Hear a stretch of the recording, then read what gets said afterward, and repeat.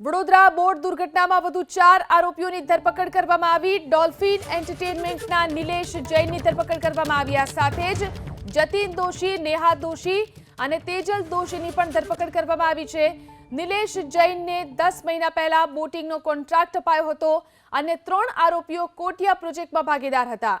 Boat દુર્ઘટના કેસમાં અત્યાર સુધીમાં 13 આરોપીઓની ધરપકડ કરવામાં આવી છે, જ્યારે કે હજુ પણ 6 આરોપીઓ ધરપકડથી દૂર છે।